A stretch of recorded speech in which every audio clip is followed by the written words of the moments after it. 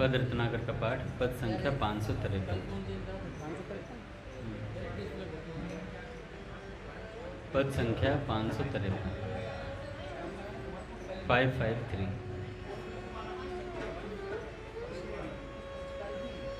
हे प्रियतमे राधिके तेरी महिमानुपम अकथ अनंत। हे प्रियतमे राधिके तेरी महिमानुपम अकथ अनंत। युग युग से गाता मैं अविरत, नहीं कहीं भी पाता अंत।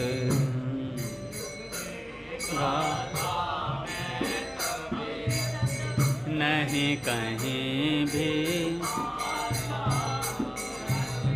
सुधानंद बरसाता हिय में तेरा मधुर वचन अनमोल।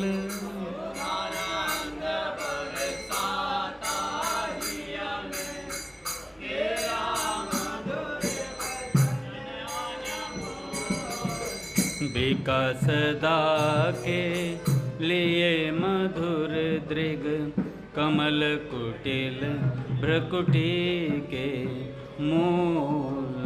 विकास सदा के मधुर दृग कमल कुटिल जपता तेरा नाम मधुर अनुपम मुरली में नित्य ललाम। जपता तेरा नाम मधुर अनुपम मुरली में नित्य ललाम। नित्य तृप्त नैनों से तेरा रूप देखता अति अभिराम।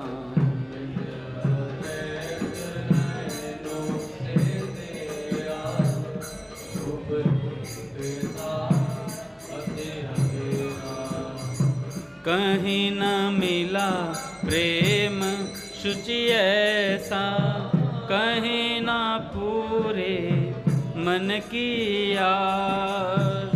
कहीं न मिला प्रेम शुचि ऐसा, कहीं न पूरे मन की आस। एक तुझी को पाया मैंने, जिसने किया पूर्ण अभिलाष। आया मैंने जिसने किया पूर्ण अभिलाष।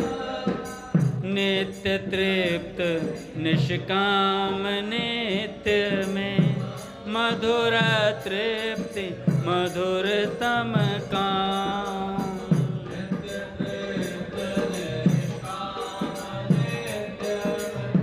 मधुर तृप्ति तेरे दिव्य प्रेम का है ये जादू भरा धुर परिणाम। तेरे दिव्य प्रेम का है जादू भरा मधुर परिणाम। राधा राधा राधा राधा राधा राधा राधा राधा राधा राधा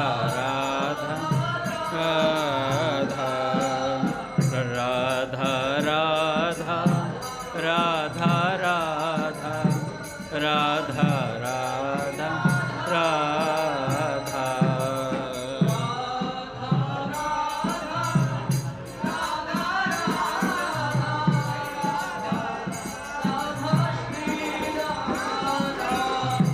तुम स्वामिनी अनुरागिणी जब दे तीहो प्रेम भरे दर्शन।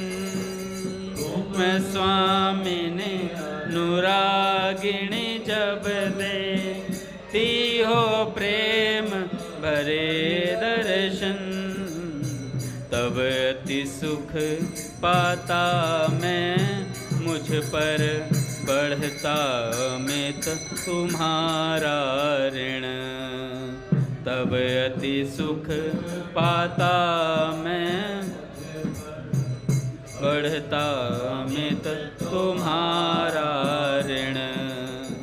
कैसे ऋण का शोध करूं मैं नित्य प्रेम धन का कंगाल। कैसे ऋण का शोध करूं मैं नित्य प्रेम धन का कंगाल। तुम्हीं दया कर प्रेम दान दे मुझको करती रहो निहाल। प्रेम दान दे मुझको करती रहो। राधा राधा राधा राधा राधा राधा।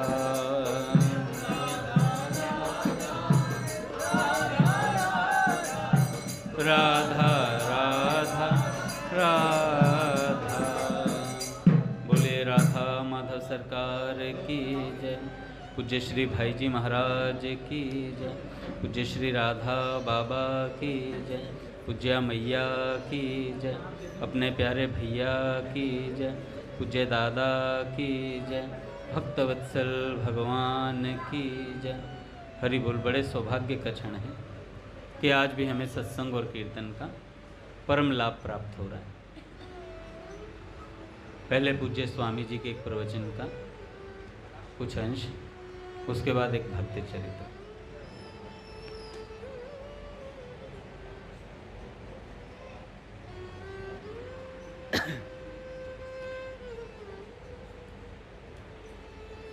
पूज्य स्वामी जी कहते हैं कि चहु जुग चहु श्रुति नाम प्रभाव कली विशेष नहीं आन हो पाओ। कि चारों युगों में और चारों ही वेदों में भगवान के नाम का प्रभाव है, परंतु कलयुग में नाम का प्रभाव विशेष है। भक्तों के लिए भगवान का नाम ही आधार है, इसके अलावा और कोई उपाय नहीं है। कलयुग के आने पर भगवान ने विशेष कृपा कर दी है सज्जनों। सभी साधनों की शक्ति नाम महाराज में लाकर रख दी। सभी साधनों की शक्ति नाम महाराज में लाकर रख दी है। भगवान ने अपनी पूरी की पूरी शक्ति नाम महाराज में रखी है। इसमें विलक्षणता यह रखी है कि स्मरणे न काल है। नाम जपने का कोई समय नहीं है, कभी भी आप जप सकते हैं। किसी समय में नाम को नहीं बांधा गया। कोई पात्र विशेष की बात नहीं है कि, और कोई विशेष विधि भी नहीं है नाम जप की कि इसी प्रकार से किया जाए। कोई जपे और कैसे ही जपे, किसी तरह से भगवान नाम में व्यक्ति लग जाए।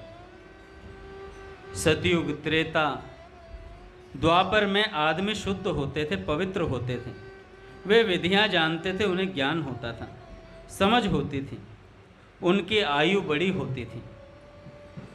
कलयुग के आने पर इन सब बातों की कमी आ गई है। इसलिए जीवों के उद्धार के लिए भगवान ने भी थोड़ा सुगम कर दिया है साधन। कलयुग केवल नाम धारा, सुमिर सुमिर भव उतर ही पारा।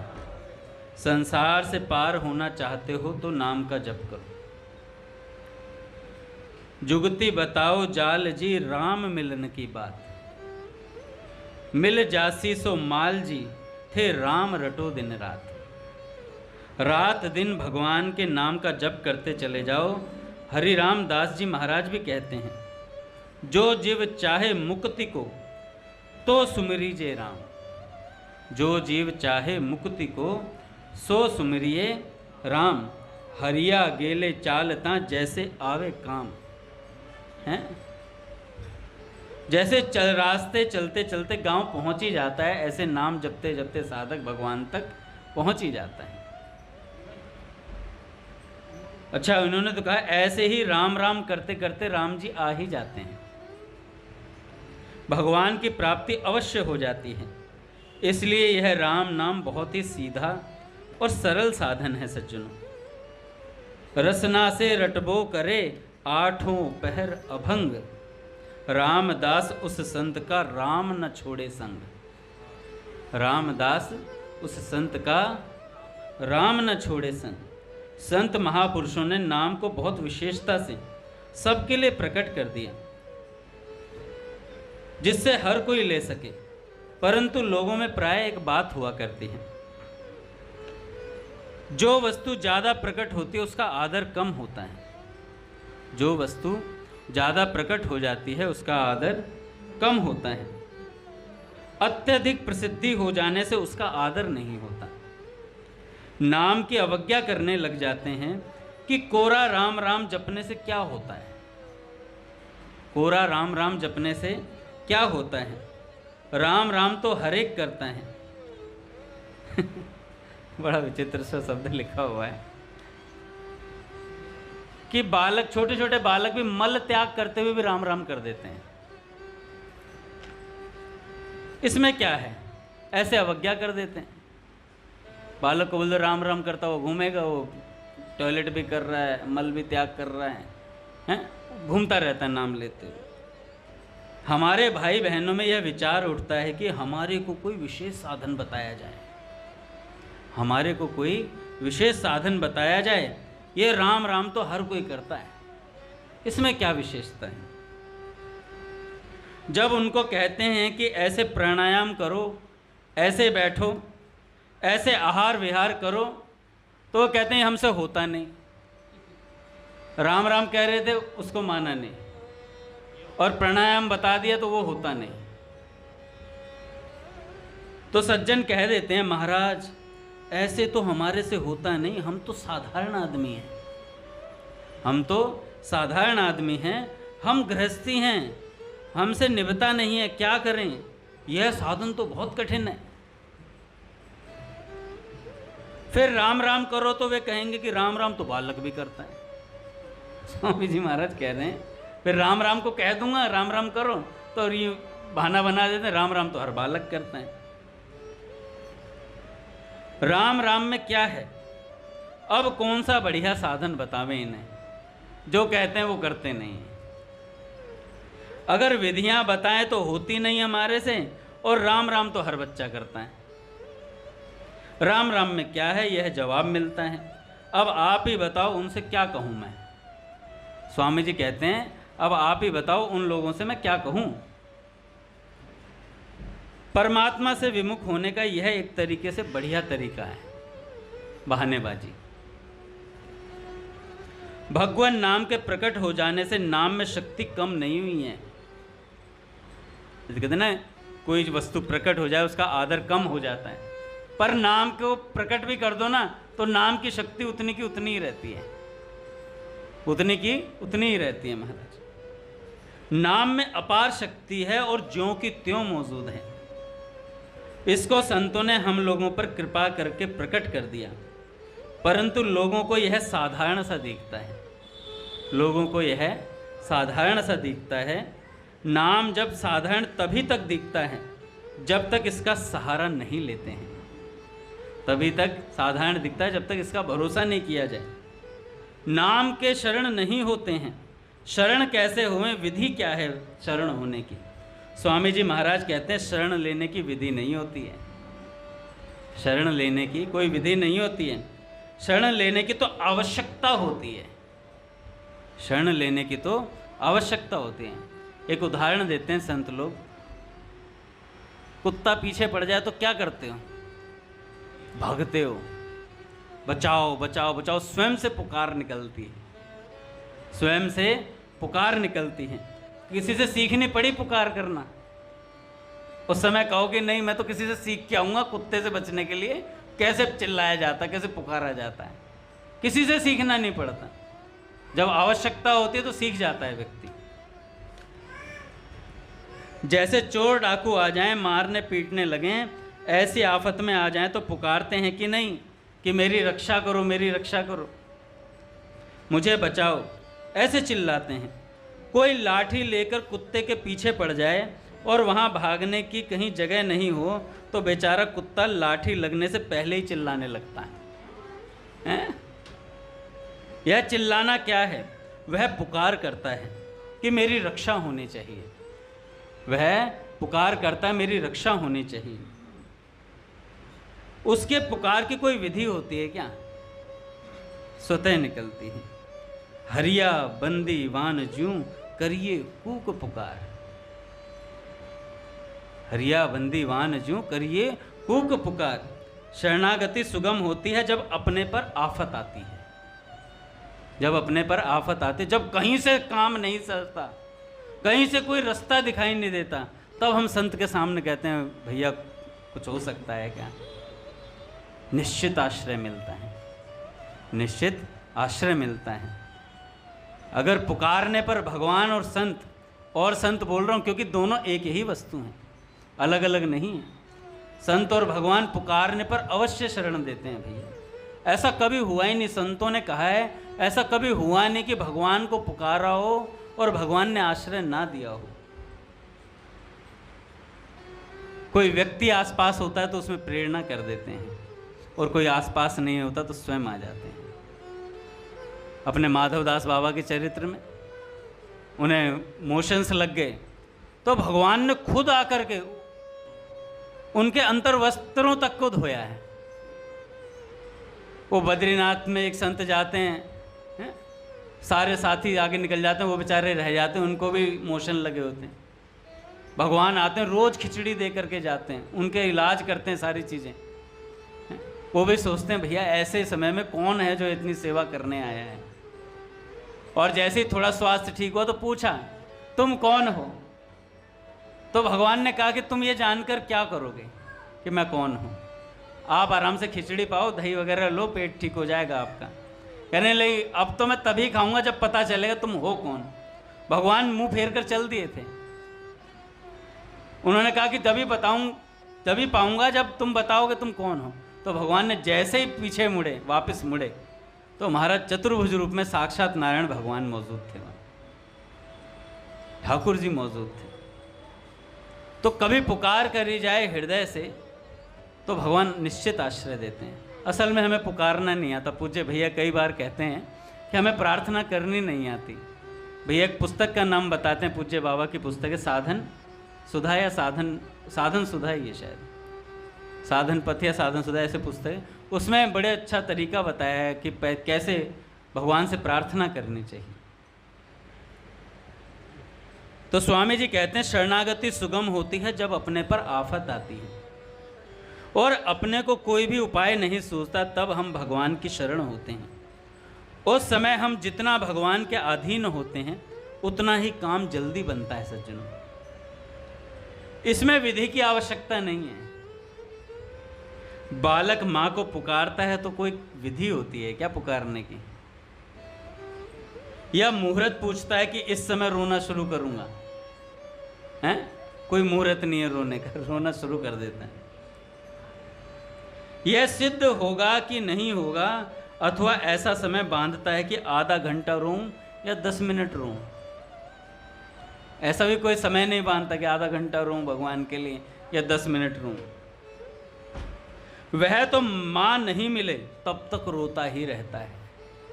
जब तक माँ नहीं मिले तब तक रोता ही रहता है। इस माँ के मिलने में संदेह है। इस माँ के जो लौकिक माँ है हमारी, उसको मिलने में संदेह है। यह माँ मर गई हो या कहीं दूर चली गई हो तो कैसे आएगी? पर ठाकुर जी तो सर्वतः श्रुति मल्लो की सब जगह सुनते हैं और सब जगह मौजूद हैं। इसलिए हे नाथ मैं आपकी शरण हूं। हे नाथ मैं आपकी शरण हूं। ऐसे भगवान के शरण हो जाएं, उनके आश्रित हो जाएं। इसमें अगर कोई बाधक है तो वह है अपनी बुद्धि, अपने वर्ण का अहंकार, अपने आश्रम का अहंकार, अपनी योग्यता, विद्या आदि का अभिमान, भीतर में उनका सहारा रहता है कि मैं ऐसा काम करता हूँ, मैं बहुत बड़ा व्यक्ति हूँ, मेरे में बहुत बल है, बुद्धि है, योग्यता है, आदि का अभिमान मानता रहता है, आदि का अभिमान मानता रहता है।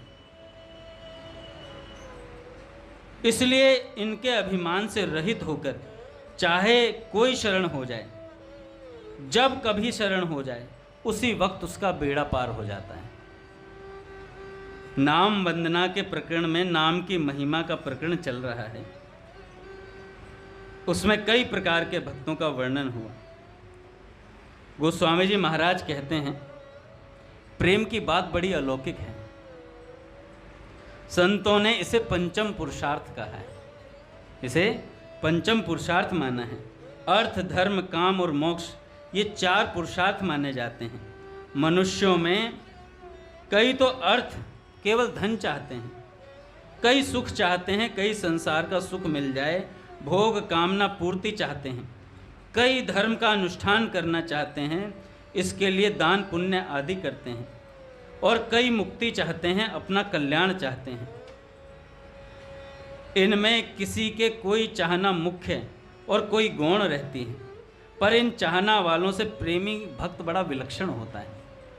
वो चारों चीज नहीं चाहता कि धर्म न अर्थ न काम रुचि है, गति न चहूँ निर्वाण, जन्म जन्म रति राम पद, यह वरदान नान। अर्थ, धर्म, काम, मोक्ष, इनमें से प्रेमी कुछ नहीं चाहता, केवल प्रेम। बाबूजी का पद है,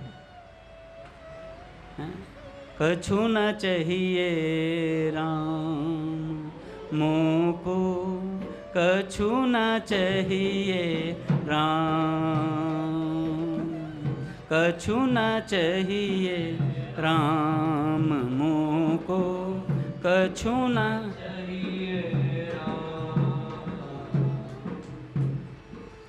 कुछ नहीं चाहिए। सेठ जी कहते हैं, जब भी मन में कोई चाहना कामना आए तो भीतर ही भीतर आंखों के सामने लिखो, मुझे कुछ नहीं चाहिए, केवल आप, केवल आप चाहिए। बड़ी मुश्किल से ऐसी बात आती है, नहीं तो बहुत ऊंचे तक हृदय के भीतर कामना ही कामना भरी है।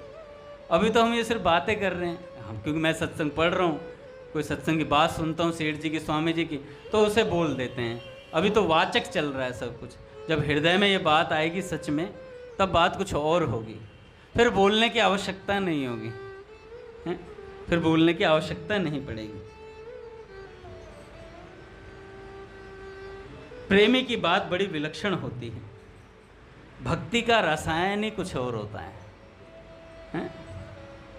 भक्ति का रसायन कुछ और होता है। बाबा की आरती में आता है ना, बाबा कहते हैं नीलकोश निधि नित्य लुटावत, उससे पहले भी है ना, ब्रज जन जीवन प्रीति रसायन। तो ये रसायन ही कुछ अलग किस्म का है भैया, हैं?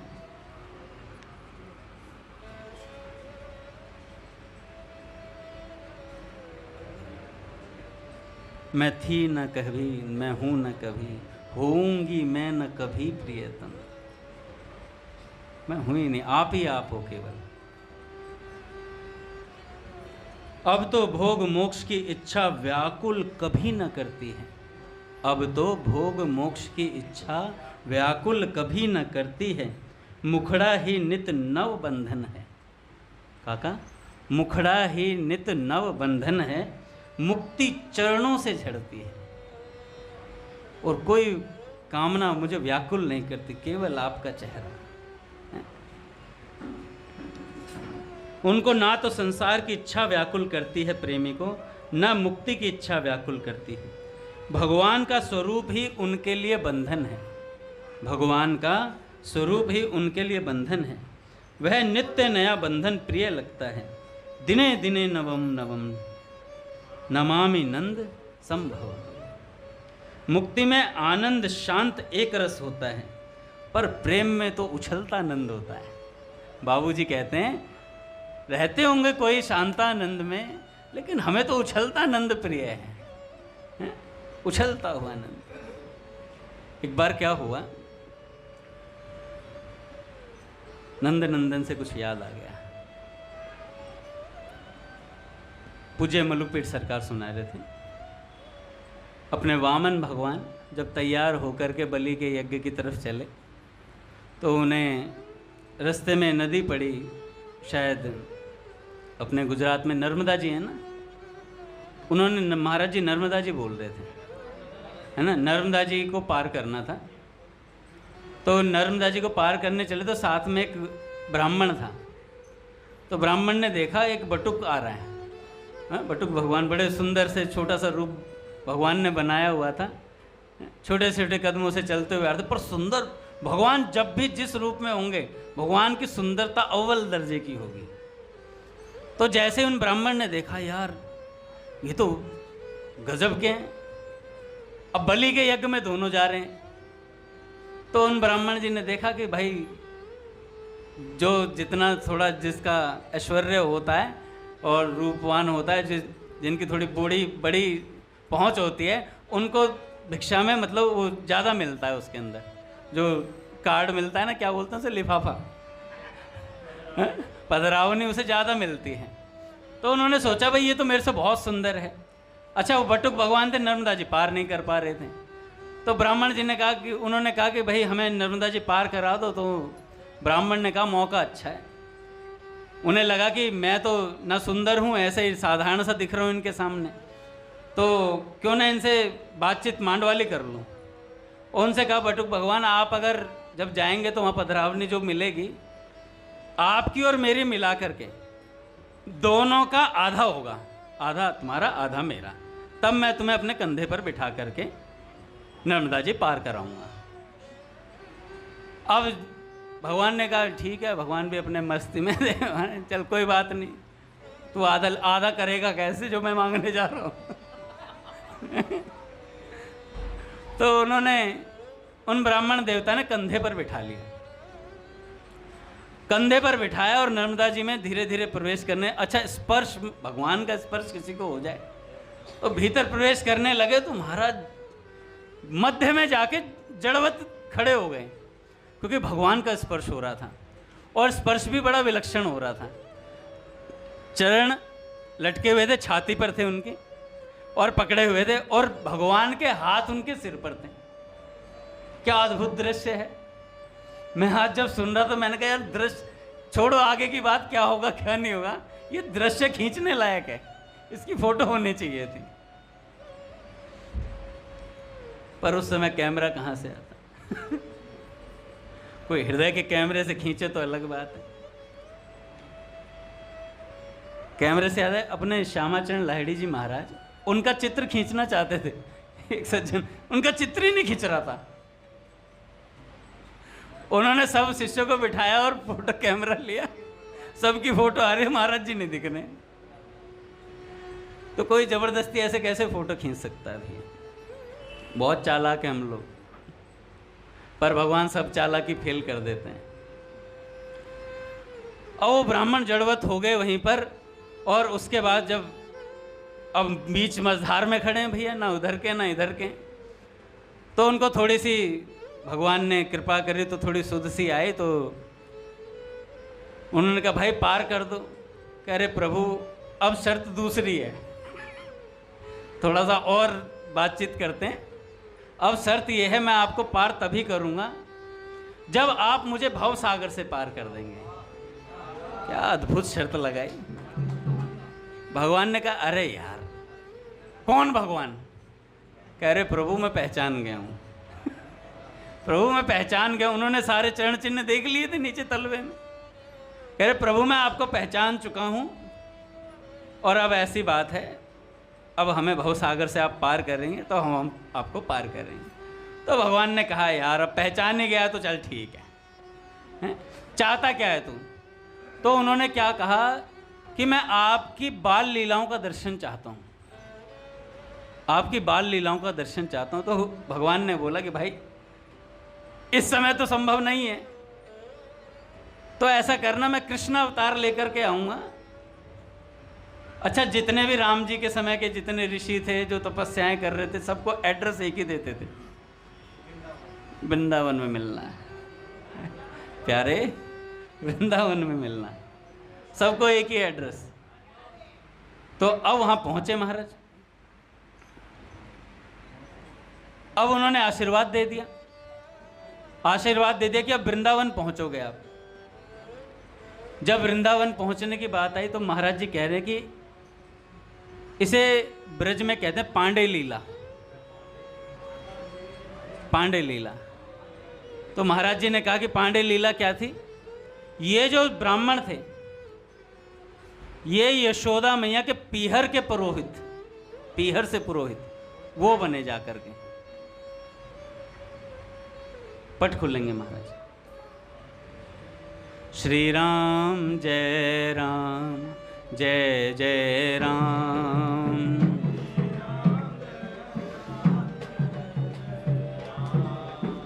श्री राम जय राम जय जय राम, जय जय राम, श्री राम जय राम जय जय राम,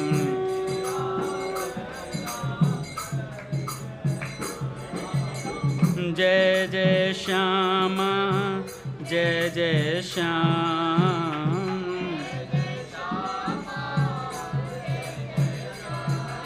जय जय श्री वृंदावन धाम,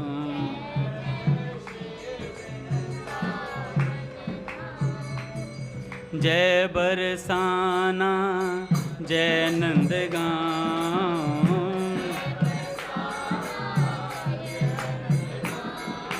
पावन राधे तेरो नाम,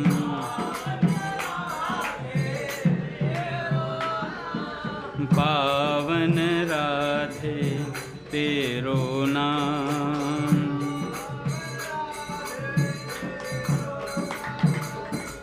श्री राम जय राम जय जय राम,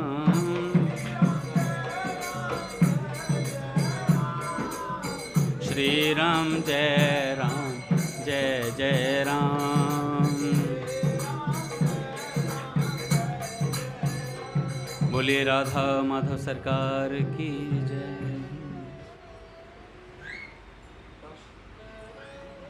तो बने यशोदा मैया के पीहर से पुरोहित बने, और जब पुरोहित बने तो अब इधर आए नंदगांव। तो अब जब कोई पीहर से आता तो उसकी थोड़ी और ज़्यादा केयर करनी पड़ती है। तो यशोदा मैया ने कहा कि भैया प्रसाद वगैरह आप पाएंगे? तो उन्होंने कहा कि हाँ निश्चित पाएंगे प्रसाद, लेकिन हम स्वपाकी हैं, खुद ही बनाते हैं। तो उन्होंने कहा ठीक है। तो यशोदा मैया ने बढ़िया गाय के गोबर से चौका वगैरह लेप दिया और उसके बाद फिर सीधा उनको दिया। तो बनाने लगे, उन्होंने प्रसाद पाया और ठाकुर जी को भोग लगाया। जैसे ही ठाकुर जी को भोग लगाया तो यशोदा मैया के गोद में ठाकुर जी थे ही, तो वो खेल रहे थे इधर उधर। तो जैसे ही भोग लगाया तो ठाकुर जी जाए और उस थाली में मुंह मार दिया और खाए खूब अच्छे से। और जब पुरोहित जी थे वो देखें बार बार, अरे ये तो सारा खराब कर दिया इसने, भगवान को भोग लग रहा था। यशोदा मैया को बोला उन्होंने, तो इसलिए मैंने कोई बात नहीं कोई ना, मैं दोबारा देती हूँ। दोबारा बनाया, फिर भोग लगाए भगवान को, फिर लाल जी आ जाएं वो सारा फिर से झूठा कर दें। अब ऐसे 3-4 बार हो गया, 3-4 बार हो गया। उन्होंने कहा अब लगता है नसीब में ही नहीं आज। तो उन्होंने कहा नहीं नहीं आप ऐसे नाराज़ मत होके जाएं, बड़ी मुश्किल से तो लालो भाई हो हमारे, और तुम ऐसे नाराज़ मत हो, आशीर्वाद दे दो इसे, हैं, या अब मैं इसे गोद में पकड़ लूँगी। तो उन्होंने कहा अब बार बार इतना सारा सामान बनाना मेरे बस की नहीं है, अब मैं हलवा बनाऊँगा, थोड़ा सा सूजी दे दो, तो उससे हलवा बनाएंगे। और महाराज हलवा बनाया, हलवा बनाया और जैसे ही भोग लगाया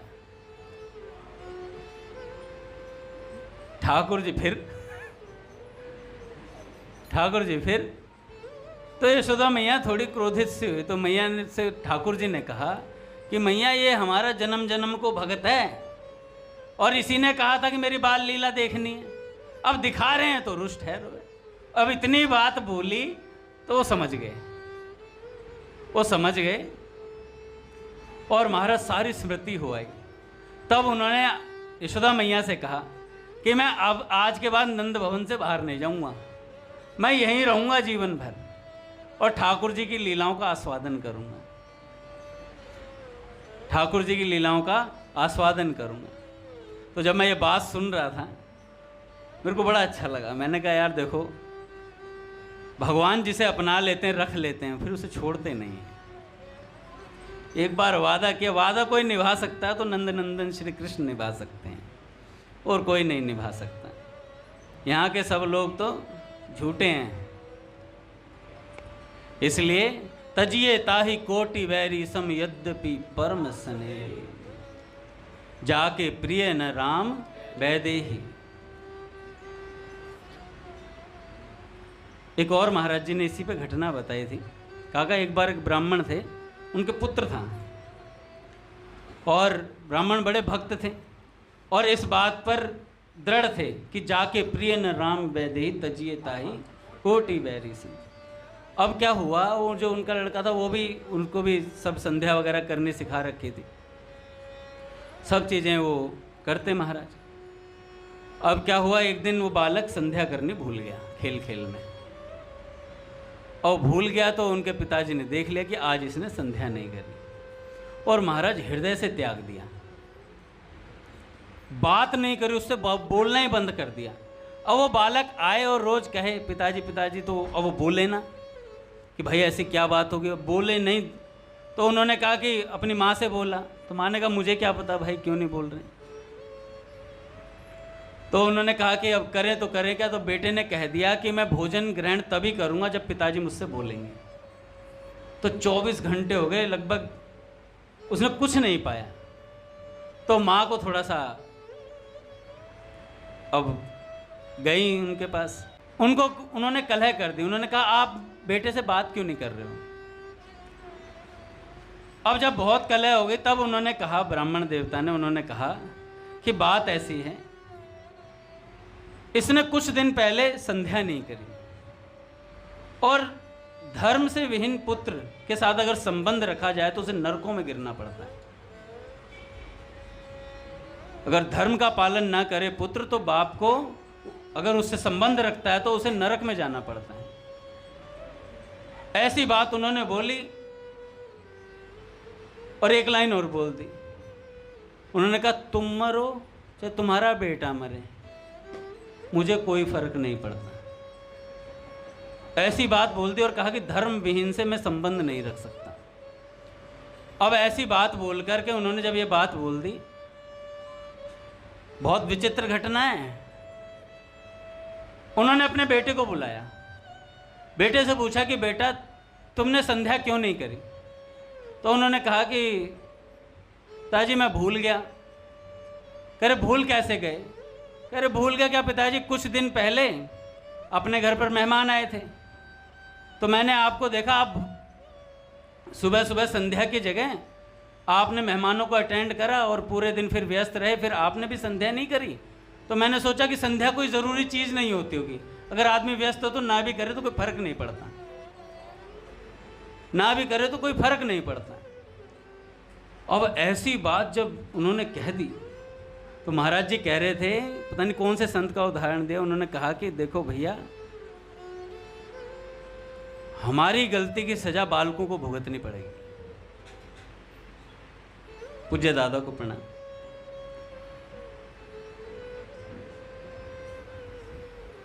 तो बालक ने कहा कि पिताजी आपने उस दिन संध्या नहीं करी, तो मैंने सोचा कि संध्या कोई आवश्यक वस्तु नहीं है, इसे ना भी करे तो काम चल जाता है, क्योंकि आपने उस दिन करी नहीं थी, मेहमान आए थे, तो मैंने सोचा ये ऐसे ही टेम्परेरी चीज है।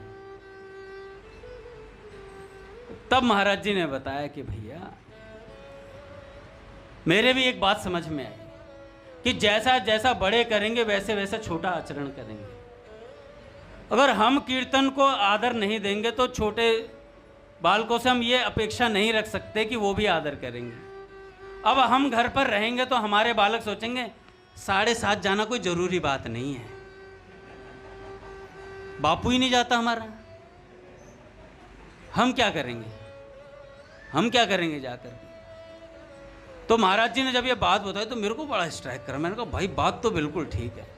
पिता ने संध्या छोड़ी तो बेटे ने वहीं से सीख ले ली कि ये कोई आवश्यक वस्तु नहीं है, इसको छोड़ा जा सकता है, स्किप किया जा सकता है। उन्होंने स्किप कर दी तो बाप ने कहा कि भाई मैं तेरे को त्याग करता हूं। तब उन्होंने अपनी गलती सुधारी, उस ब्राह्मण ने अपनी गलती सुधारी और बेटे से भी कहा कि भाई इसका प्रायश्चित करना चाहिए।